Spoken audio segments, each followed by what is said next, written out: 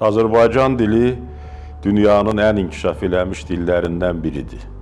Beynəlxalq statistikaya görə bu dildə 50 milyondan çox insan danışır və dünyanın inkişaf eləmiş dilləri içərisində təxminən 25-ci yerdədir. Bu çox böyük göstəricidir. Burada həm Azərbaycan dilinin tarixi ehtiva olunur, həm Azərbaycan dilinin bugünkü sosial mədəni imkanları öz əksini tapır.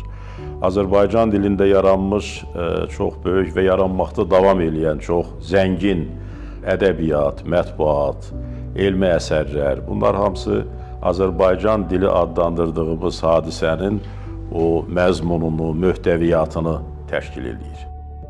Azərbaycan dili heç də tarixin bütün dövrlərində indiki səviyyəsinə yüksəlməyib. Biz yaxşı bilirik ki, Sovet dövründə Azərbaycan dilinin hüquqları bu ya başqa bir formada həmişə məhdudlaşdırılırdı və ona görə də hakimiyyətə gəldiyi ilk illərdən başlayaraq ümummilli liderimiz Azərbaycan dilinin həm ölkə daxilində, həm ittifaq miqyasında, həm də ümumən dünya miqyasında nüfuzunun gücləndirilməsi üçün həmişə çox böyük işlər görüb. Bunların birincisi oydu ki, ümummilli lider özünün o yüksək intellektual və siyasi, ideoloji, düşüncə mədəniyyəti səviyyəsində Azərbaycan dilində danışırdı. Və Azərbaycan dilinə ölkə daxilində dövlət dili kimi haqq qazandırırdı, hüquq verirdi. Və yalnız bundan kifayətlənmirdi. Eyni zamanda Azərbaycan dilinin dövlət dili olaraq Azərbaycan SSR-nin konstitusiyasında xüsusi maddədə öz təsbitini tapması uğrunda ciddi mübarizələr aparmışdı. Və bu mübarizələr əlbəttə böyük liderin qələbəsi ilə nəticələnmişdi.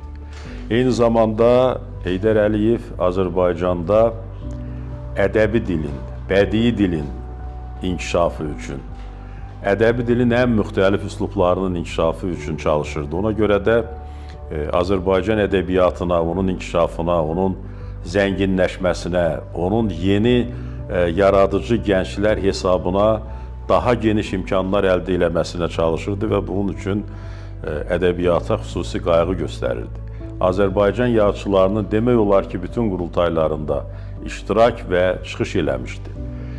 Azərbaycan dilində çıxış eləmişdi və həmişə də həm Azərbaycan dilinin, həm Azərbaycan ədəbiyyatının, mədəniyyətinin, incəsənətin ən müxtəlif formalarının necə inkişaf elətdirilməsi ilə bağlı özünün təkliflərini, tövsiyələrini vermişdi və bunlar Azərbaycan dilinin həqiqətən bir dövlət dili səviyyəsinə yüksəlməsi üçün çox böyük təcrübələrə gətirib çıxartmışdı.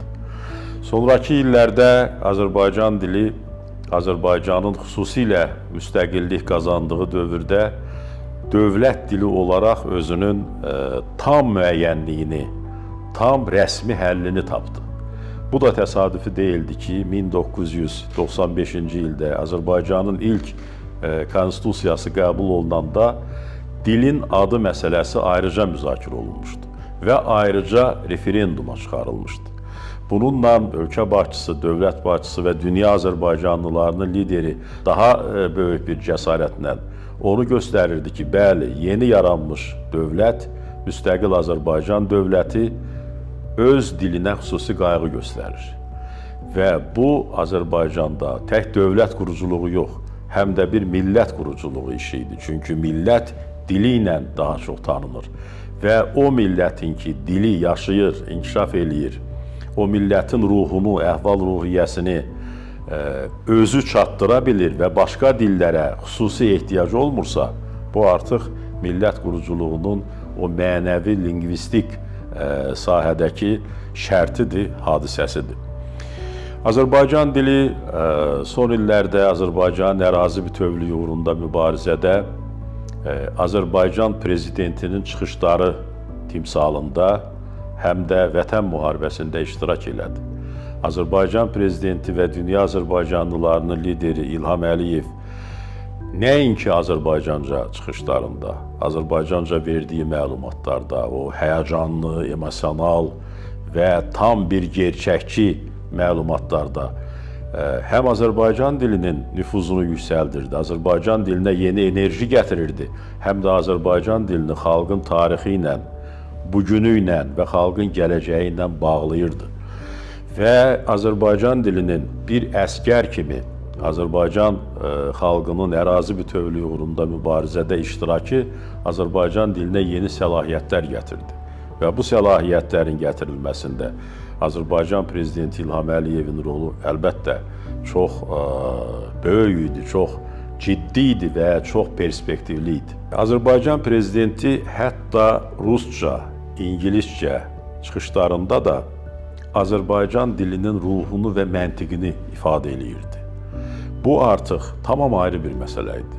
Xalq həmişə öz mahiyyətini, öz duyğularını, hisslərini, öz əzmini öz dilində düşünür və sonra başqa dillərdə ifadə eləyir.